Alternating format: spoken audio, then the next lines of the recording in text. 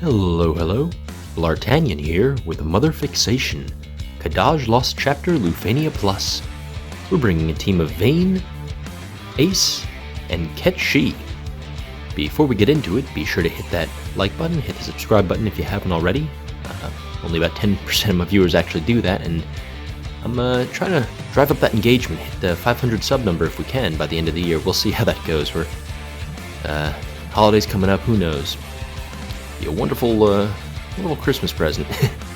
Anywho, what do we got going on here? We got Vayne shenanigans. This is actually a team I've run in one or two other fights, and it's a pretty effective pairing. Cait Sith and Vayne are just a splendid combo together, and Ace, of course, is just great.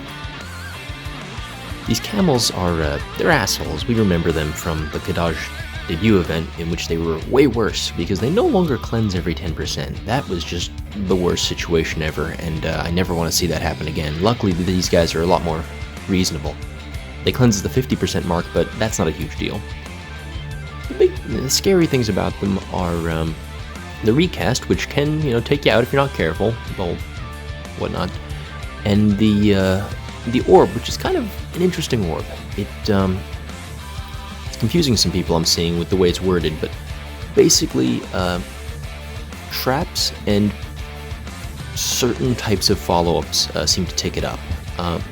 Maria's trap will do +6 to it, as will Jagron and Snow are going to be able to do that later down the line when they come out, so if you're having trouble here, you can, I guess, bring one of them to deal with the orb later down the line.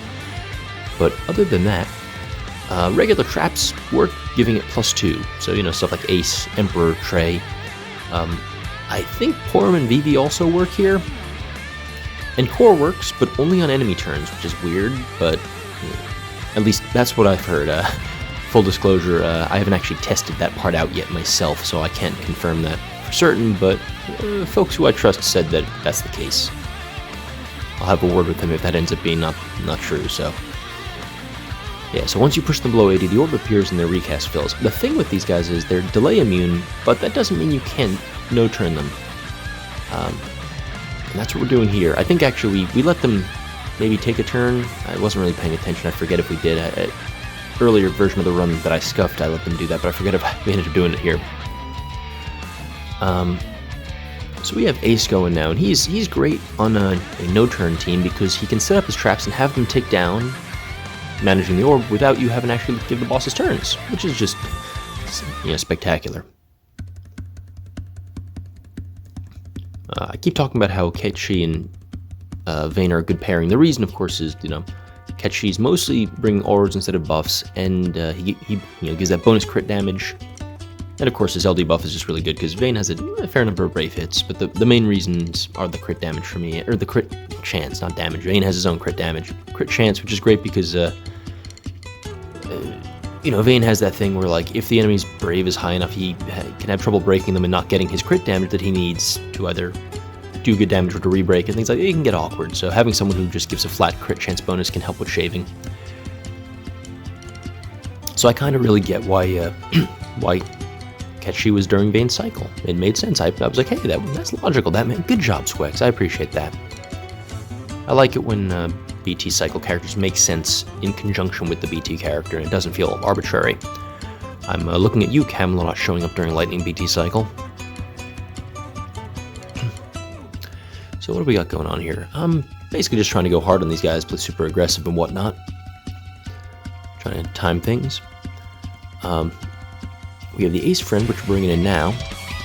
This is actually going to be a little bit awkward, honestly, because something I always forget when using Ace friend is that the traps don't carry over between the two of them. So you're going to see that the traps are actually going to be dealing pretty piddly damage here. I guess I could have done this again with like a different setup and maximize the trap damage, but I kind of wanted to showcase, since the run ends up working, spoilers, that happens for your own kind of education. The reason, of course, is because the trap that was on the field belonged to the other Ace, who's no longer on the field and no longer has his, various being on the field bonuses, buffs, what have you. Luckily, Cait Sith being here means that we're still going to be dealing, more than no damage, which is nice. And here we go. This is where things actually start getting a bit interesting. 50% cleanse works to our advantage here because it gets rid of the old Ace buffs and brings in the friend Ace buff trap. So now we can start dealing good ace damage again. So that's pretty cool. We were timing the summon there so that we can kind of get the friend ace set up with the traps and whatnot. And so, you know, we're using a mid-Italian call here to give us some room. Our damage is suffering, but it definitely makes it a much safer run without having to worry about the recast, like punching someone or something dumb like that. The scuffed run I mentioned earlier, I forgot that their recast charges at 80%, and long story short, someone got killed. It was awkward. Now we're just preparing to set up that Vayne BT phase. I mean, this fight isn't super complicated. I mean, compared to like Divine Shiva or the Lighthouse fight or the Shulk fight, like it's pretty straightforward and simple. There's some curveballs it throws you. You know, the delay immunity means you can't just garland them or whatnot. You can kiss them, which is funny. I might do that for a challenge run or something. But point being, what I was trying to say is, you know, they have the recast is dangerous. The cleanse is something to watch out for. And the orb is fairly specific. It's not, you know, I wouldn't say it's restrictive. There are a number of ways to hit it, but it is an unusually specific orb compared to, like, you know, do elemental damage or break the enemy, like, you know, sap them.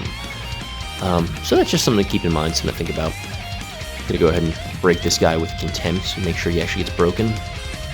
That LD is super hard hitting, and generally I found that Vayne's, it's weird, midway through the fight with Vayne, I always find that, like, his LD buff expires real fast because he takes so many turns, but late in the fight, I always find myself with, like, 2 extra LD uses that I didn't use. I'm just like, I'd probably let it fall off and never bother refreshing it or something stupid like that, but the point being, you can be a little bit liberal with the LD usage if you need, like, some shaving or a burst damage or something. Speaking of bursts, here we are. At this point, we're going to be delaying them into all the way into the back. No more camel turns. Catawba Pass, that's what they're called. I think they have like a weird name. I think these are a reskin of the Catawba Pass. They have an even weirder name, but I'm not gonna camel things. Ugh. Camel brachiosaurs, whatever the hell they are. They're gonna be dead soon. It's not really gonna matter. Big sword. But yeah, so this is kind of honestly, it's kind of a breath of fresh air after the pain that Shiva caused us all. So I'm kind of glad that they pumped the brakes a little bit. I know we're kind of entering into the garbage time phase people have talked about, which, for those of you not familiar with sports, it's not like everything's trash. It's referring to, like, the final, like, 2 minutes of a game where the game is one-sided and decided. It's already been decided, and so the sports ball, brings in a bunch of, like, backup relief players just to give them some time, you know, kind of practicing in the sun, so to speak, in a real game, even though the outcome is already kind of in the bag. That's what we mean by garbage time. Not that it's actually, like, trash. I know people can take umbrage when they hear garbage time, but my favorites during this, they're not garbage. No, they're perfectly good. It's just like, it's a low-pressure environment, let's call it. So, as we're bursting these dudes down, we're actually going to be getting to an awkward phase here. I'm trying at this point to maximize that Kurosama enchant and the burst effect from the friend Ace right now. Deal as much damage as possible before he's gone. It's going to get awkward when he leaves because we're going to have that same problem we had earlier with the Ace traps not carrying over, which is, I understand it, it's just like, that's annoying. Anyway, what was I was talking about, garbage time? Yeah, no, just, I mean, we're getting into an easier phase. I think Tier 6 is going to be tricky, and I'm sure, based on what I've seen during Lufenia, we're going to have fights where, like, people are like, whoa, that was harder. I'm thinking of the Unifight, you know, like fights where everyone's like, I thought this was supposed to be easy time. Like, I'm sure we'll get tripped up, but it's okay. The important thing is, at this point, I think the game is going to be pretty fun for people. It may not be super challenging, super engaging, but I think folks are going to find ways to make their own fun, even if it's just self-imposed challenge runs, low turn runs, doing this, that, the other thing. Like, people will find a way to enjoy the game. It's still a fun game and worth playing. I, for one, just kind of enjoyed after that Shiva situation, just bringing Ketchi and Vayne and Ace and having a ball here. It's all good. This is a little bit embarrassing. I don't know if you saw that. I think Vayne just failed to re-break B with his skill 2, so that was awkward because the Imp Brave got so high. Well, that happened. It's okay. Luckily, it didn't kill the run or anything. It just is a little bit embarrassing because it's kind of a meme with Vayne that he can't re-break on his skill 2 sometimes. Ugh. They're not wrong. There we go. We're just trying to bring this to a close. So let's see if we can't do that right here. How many turns are you going to take, Ace? Come on, I'm trying to close this out. Jesus, these tanky-ass camels. They're actually not that tanky. But anyway, with that, there we go. Fight done. I am going off for Thanksgiving, so I'll see you guys post-holiday, I guess.